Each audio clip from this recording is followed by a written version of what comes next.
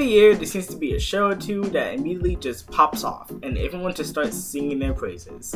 Everyone starts cheering for them. Everyone starts glazing them. People start immediately treating these shows like they're the best thing since the invention of sliced bread. And they're clearly wrong, but they're still good shows though, for sure. Well, some of them are. I won't get into that.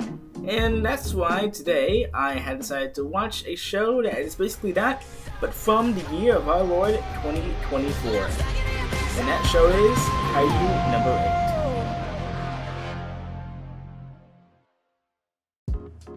So to start off this review, let's talk about something that everyone loves when it comes to any show. The animation.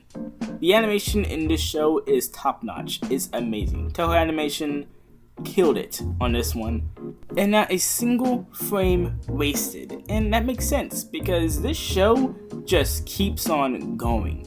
There is no pause. This show just goes and goes and goes and goes. I mean, well, yeah, there's some points where we get to actually have character interactions, but most of the time they're cut short because some crazy stuff's about to go down, and time for more peak animation. It's so great. I love it. Now that I'm done glazing this show's animation, let's go talk about the characters. These characters aren't probably the most compelling or the most deep characters in all of anime, far from it. But I enjoyed every single one that I get to see on screen. There wasn't a single moment when I was looking at a character on screen being like, ugh, they suck, or ugh, why is this character here? I pretty much enjoyed every single one, and that's pretty hard to find in your average shonen. It really is. Two examples of characters that I really liked from the show are Hibino Kafka, the main character, and Sashiro Hoshina. I probably butchered that, but let's start off with Kafka. For starters, I love the fact that Kafka is just some ordinary grown adult. I am tired of watching anime and it's taking place in this school, a high school, anything. I'm tired of it. Finally, I get a main character who is actually 30 something years old.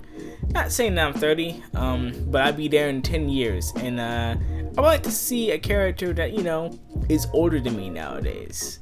Which is funny now looking back at it, because there's a character who is clearly giving off main shonen protagonist vibes. Rino Ichikawa. I probably also butchered that name, for sure. But he clearly gives off the quintessential appearance, look, and just the vibe and how his character is. You can tell this guy was born to be main protagonist, but not in this world. Instead, it is gifted to the GOAT, Kafka Hibino. Now, as a character, he's pretty simple. He's very caring, very loving, and is protective for his teammates. And another thing that I really like about this character is that he has the childhood best friend storyline. And I am such a sucker for childhood best friend storylines. I don't know what it is, man. I just find it so wholesome and it's just so great. Especially with a character like this guy being the age he is.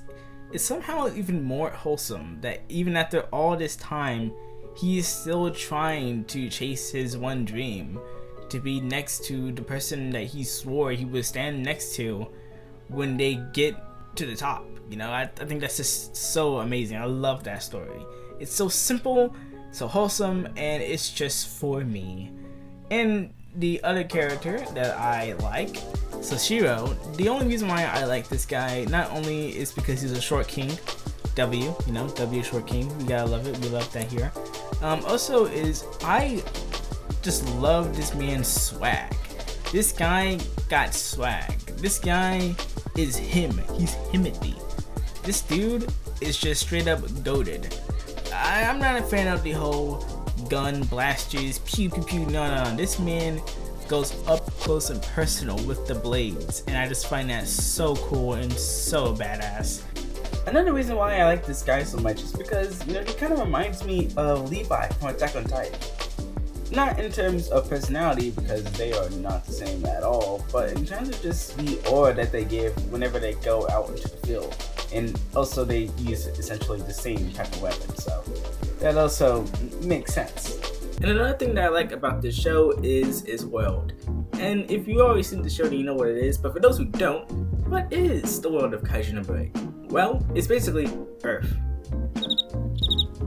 But if it was filled with kaiju, yes, this is basically Earth. If God decided, hey, you know what? Drop a new DLC, you guys are getting kaijus now. You guys are getting giant monsters now. Which is cool, and it does bring into question, okay, well, how are we going to take these kaiju down? And they pretty much explain it very well with how some of the gear works. Also, they explain what happens if kaiju were to die, or who takes care of these big giant corpses of kaiju. Well, there you go, you got a cleanup team. And like, duh, of course, in an event like, you know, kaiju destroying cities and dying on top of the city themselves, you're gonna have a cleanup team, like, obviously. But it's nice to see that is mentioned and it is shown to be an integral part of the universe of Kaiju No.8. I just like tiny details like that in these shows that makes the world feel more expansive, you know, just more interesting.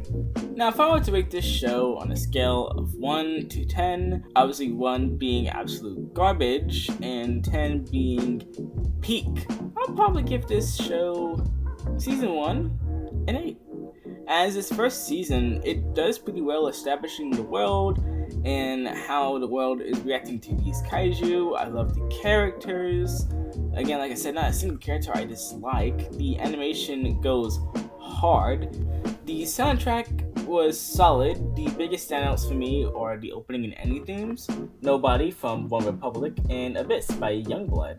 I'm not really a fan of Youngblood or One Republic, but I did enjoy these songs, especially the trauma that Nobody gave me at the end of every single episode. This show has a thing with like making cliffhangers a thing for the entire show, and at the end of every episode there's a cliffhanger, and then immediately after said cliffhanger I get hit with the "Nobody got you the way I do." Like, come on, you can't be blue balling me every single episode.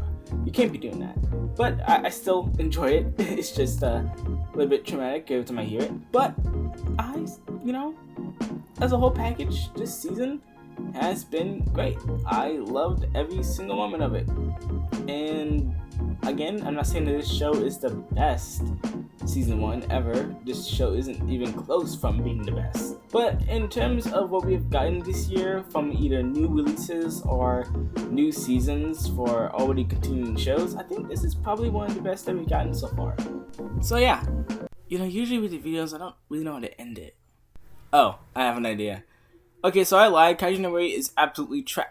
Nobody got you the way I do. Thanks for watching the video. If you like what you saw, then feel free to like, share, subscribe, comment what show you think I should watch next, or comment what you think about Kaiju No.8. And I'll be seeing you guys in the next video where I'm going to be ranking or reviewing people's hot anime takes. Alright, well, until then, I've been Rain. I'll see you guys in the next video.